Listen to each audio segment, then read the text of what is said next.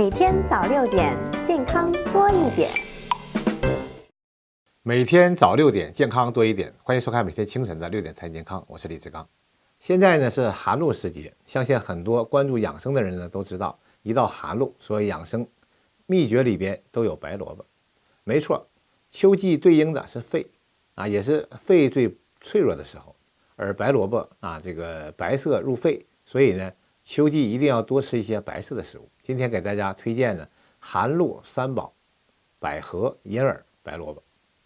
百合呢具有清肺的作用，所以呢，百合能够治疗发热、咳嗽，并且能够增强肺的呼吸功能。一切气管疾病患者都适合食用百合。另外呢，百合特别的柔滑，具有通肠润便的功效。便秘的患者呢，适当的食用一些呢百合，可以改善便秘的症状，而且对于秋季的燥症啊，效果更加明显。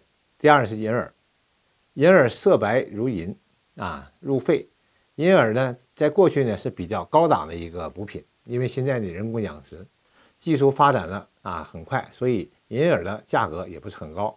银耳滋阴、润肺、润燥还有很多微量元素可以帮助我们呢强健身体。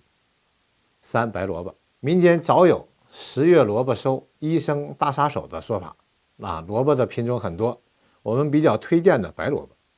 白萝卜除了滋阴润燥之外呢，还可以帮助我们排出这个身体内的脏气。针对这3种食材，我们给大家推荐一款营养丰富的白萝卜、银耳、百合蜂蜜水。食材呢就白萝卜1个，银耳2到3朵，百合、蜂蜜各适量。做法呢是白萝卜洗净去皮切块，银耳呢这个洗净泡发撕成小朵备用，百合呢洗净备用。第二呢，锅中加水，加入这个萝卜块、银耳、百合，大火煮开后转至文火，煮至萝卜熟透，银耳出胶质，然后呢放置温热后呢，用少量的蜂蜜调味即可。